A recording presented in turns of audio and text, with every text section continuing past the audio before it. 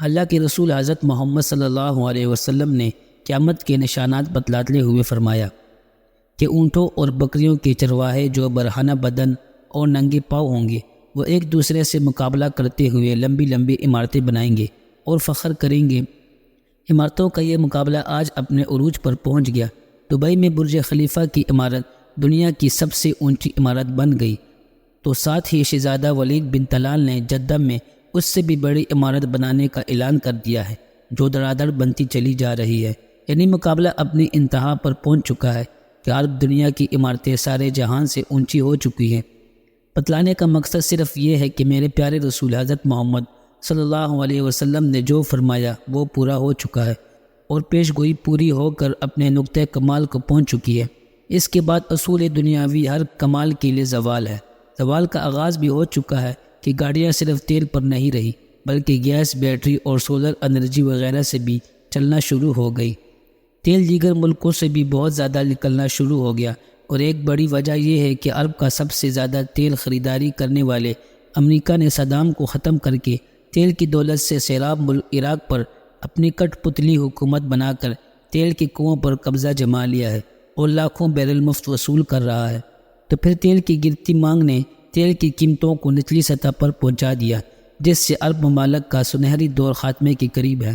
پہلے دوستو، سوال پیدا ہوتا ہے کہ اس زوال کی بات کیا ہے؟ اللہ کے رسول حضرت محمد صلی اللہ علیہ وسلم کی ایک اور حدیث ہے کہ قیامت سے پہلے سرزمین عرب دوبارہ سرسبز ہو جائے گی۔ کون سوچ سکتا تھا کہ سرزمین عرب کے صحرا اور خشک پہاڑ کہ جسے اللہ تعالیٰ نے خود حضرت ابراہیم علیہ السلام کی زبان سے بے آب و گیا وادی قرار دیا، وہ سبزے سے لہلا اٹھے گی۔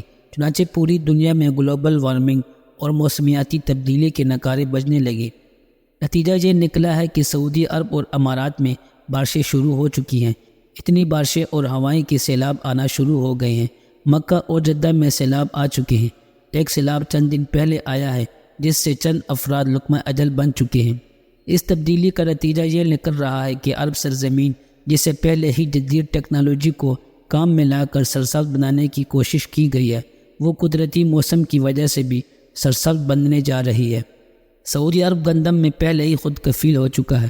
اب وہاں خشک پہاڑوں پر بارشوں کی وجہ سے سبزہ اگنا شروع ہو چکا ہے، پہاڑ سرسبز ہونا شروع ہو گئے ہیں۔ بارشوں کی وجہ سے آخر کار حکومت کو ڈیم بنانا ہوں گے جس سے پانی کی نہریں نکلیں گی، ہریالی ہوگی، سبزہ مزید ہوگا، فصلیں لہلائیں گی۔ یہ پیشگوئی بھی اپنے تکمیلی مراحل سے گزرنے جا رہی ہے، اور جو میرے حضور صلی اللہ علیہ وسلم نے فرمایا اسے ہم اپنی آنکھوں سے دیکھتے جا رہے ہیں۔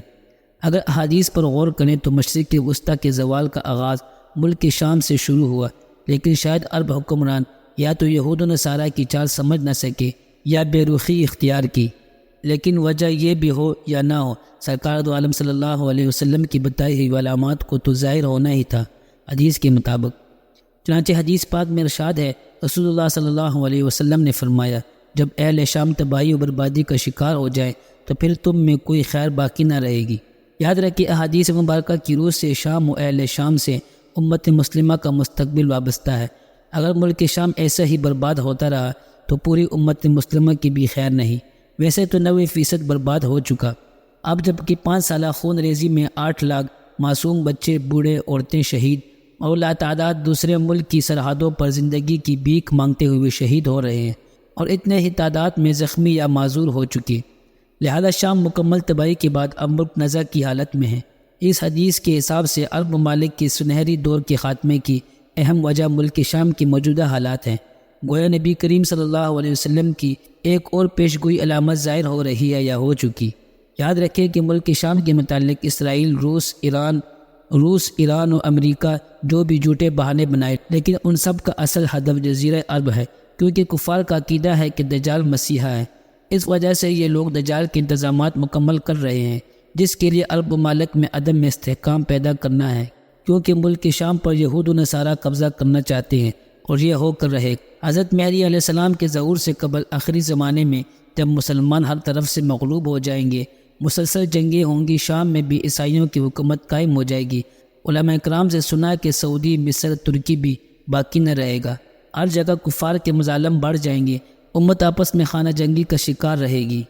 عرب خلیجی ممالک سعودی عرب وغیرہ میں بھی مسلمانوں کی باقاعدہ پرشوکت حکومت نہیں رہے گی۔ خیبر سعودی عرب کا چھوٹا شہر مدینہ منورہ سے 170 کلومیٹر کی فاصلے پر ہے کہ قریب تک یہود و نصارہ پہنچ جائیں گے اور اس جگہ تک ان کی حکومت قائم ہو جائے گی۔ بچے کچے مسلمان مدینہ منورہ پہنچ جائیں گے۔ اس وقت حضرت امام مہدی علیہ السلام مدینہ منورہ میں ہوں گے۔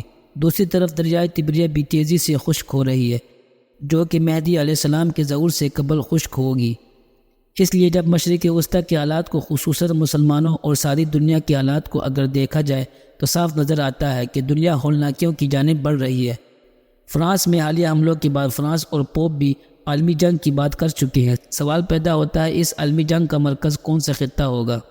آنے والے ادوار بڑے پرفتن نظر آتے ہیں، اور اس کے متعلق بھی سرکار دو عالم صلی اللہ علیہ وسلم نے فرمایا تھا کہ میری امت پر ایک دور ایسا آئے گا جس میں فتنے ایسے تیزی سے آئیں گے جیسے تسبیح ٹوٹ جانے سے تسبیح کے دانے تیزی سے زمین کی طرف آتے ہیں۔